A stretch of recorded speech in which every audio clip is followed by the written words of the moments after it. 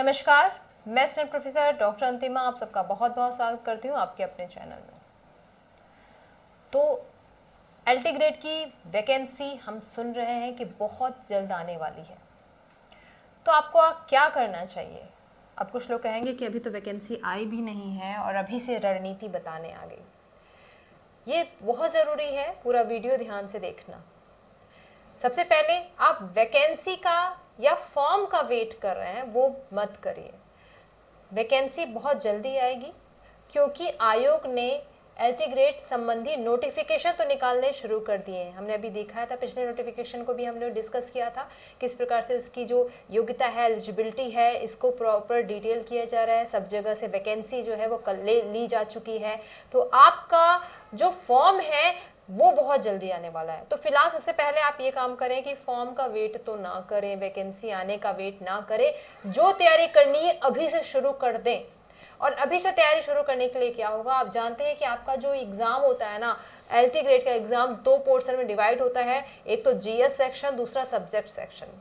और मुझे पता है जो टीचिंग के जो बच्चे होते हैं ना, उनका जीएस सेक्शन बहुत स्ट्रांग नहीं होता है। ये हमने अभी जब हमने यूपीएससी का एग्ज़ाम दिया या फिर अन्य भी जो पेपर दिया तो भी हमने देख लिया कि जीएस सेक्शन पे बहुत मेहनत करने की ज़रूरत है। तो मैं बिल्कुल कहूँगी जिन भी बच्चों को एलटी ग्रेड का पेपर देना है वो अभी से जीएस सेक्शन पे अपना काम करना शुरू कर दें। देखो जीएस ना एक कॉमन होता है, ठीक है। अब तुम कहोगे इसका कोई अलग से सिलेबस आएगा या नहीं आएगा। पहली बात, जीएस आपका जो मेन है हिस्ट्री, पॉलिटी, ज्योग्राफी, मतलब इंडियन ज्योग्राफी हो गया, या फिर आपका इकोनॉमिक्स, इन्वायरमेंट, ये सारी जो चीज़ें होती है ना लगभग कॉमन होती हैं सबकी। और इसके अलावा करंट जो पढ़ा है तो करंट वाला पोर्शन मत देखो अभी, कम से कम बाकी चीज़ें तो देखना आप अभी से शुरू कर दीजिए। परीक्षा के समय आएगा और करेंगे और तो बहुत टाइम निकल जाएगा। और आपको पता है आजकल के टीचिंग के वैकेंसी में ना आपका जीएस बहुत इंपॉर्टेंट रोल अदा कर रहा है। तो जीएस का तो अभी से पढ़ना शुरू कर दो। उसके बाद मैं कहूँगी आपका सब्जेक्ट जो कि इम्पॉर्टेंट होता है, सब्जेक्ट सिलेबस निकालो। अब ये होगा कि सिलेबस में कुछ चेंज होगा, ऐसा नहीं, सिलेबस में बहुत चेंजेस नहीं हो सकते हैं, आमूल चूल परिवर्तन होंगे। तो सिलेबस निकाल के देखिए, सिलेबस जो है उसके अकॉर्डिंग अभी से पढ़ना शुरू कर दीजिए। सब तैयारी कर रहे हैं आप लोग, नेट की तैयारी कर रहे हो, टीजीटी पीजीटी की तैयारी कर रहे हो और असिस्टेंट प्रोफेसर की तैयारी कर रहे हो, तो आपका अच्छा खासा अभी भी प्रिपरेशन है। जिन बच्चों की बिल्कुल भी प्रिपरेशन नहीं है, जो एकदम बिगनर है, मैं उनके लिए भी कहूँगी कि सिलेबस निकालो और सिलेबस के सिरे से पढ़ना शुरू कर दो, ठीक।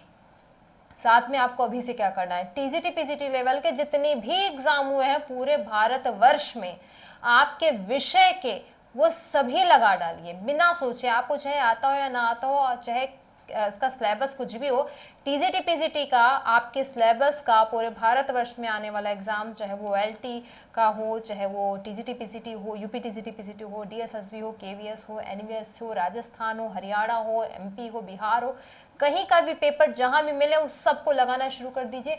अभी कहीं का ये होमवर्क है, ठीक है। साथ साथ में मैं ये भी कहूँगी कि बहुत ज़्यादा कयास हैं कि आपके जो परीक्षा है अब प्री और मेंस के पैटर्न पर बढ़ रही हैं। मेंस कैसा होगा, वन लाइनर भी हो सकता है, ऑब्जेक्टिव भी हो सकता है, लिखित भी हो सकता है। तो हम अभी से थोड़ा लिखने का प्रयास करें। तो जितने नोट्स बनाइए सब लिख करके बनाइए।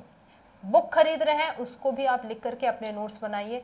हम पढ़ा रहे हैं उसके भी नोट्स आपको दिए जा रहे हैं, लेकिन फिर भी आप लिख करके अपने हिसाब से उसको बनाओ, ठीक। और मैं कहूँगी बुलेट वाइज नोट्स बनाते जाइए, वन लाइनर नोट्स अपने बनाते जाइए, क्योंकि ये बहुत फ़ायदा देगा। कब, अगर आपका प्री के बाद जो मेंस होता है ना वो वन लाइनर फॉर्म में भी हो गया, डिस्क्रिप्टिव फॉर्म में भी हो गया, या किसी भी फॉर्म में हो गया, तो आपको उसके लिए भी हेल्प मिलेगी। ये बात आप तब नहीं कर पाओगे, तब आप अचानक से वैकेंसी आएगी, 1.5-2 महीने में पेपर हो जाएगा। और अगर आयोग का मूड होता है, खासकर यूपीपीएससी का, आप जानते हैं उसका मूड होता है, तो वो तुरंत परीक्षाएं कराती जाती है। तो फिर उधर टाइम नहीं मिलेगा। फिर आप कहोगे हमने इसके लिए नहीं पढ़ा, उसके लिए नहीं पढ़ा, फिर कहोगे एग्जाम थोड़ा सा पोस्टपोन हो जाए, टल हो जाए, तो इस टल जाए, इसकी हमें क्यों वेट करना, इसका हमें क्यों वेट करें। अभी से आप अभी से इतनी ये आपका होमवर्क है, ये होमवर्क आप अभी से तैयारी करना शुरू कर दिए। जो बच्चे ऑलरेडी टीजीटी पीजीटी की परीक्षा दे रही हैं उनकी तो तैयारी चल रही है, जो नहीं दे रहे हैं उनसे मैं खास कर कहूँगी, जो केवल नेट का एग्जाम दे रहे हैं उनसे भी मैं खास कर कहूँगी कि एलटी बहुत बड़ी वैकेंसी आने वाली है। और एलटी बहुत अच्छी वैकेंसी होती है यूपी में, टीचिंग में जॉब करने के लिए, ठीक है ना, कोई एक्स्ट्रा झंझट होता है, गवर्नमेंट जॉब, डायरेक्ट आयोग की जॉब होती है, तो बहुत सारी अच्छी फैसिलिटी भी होती है।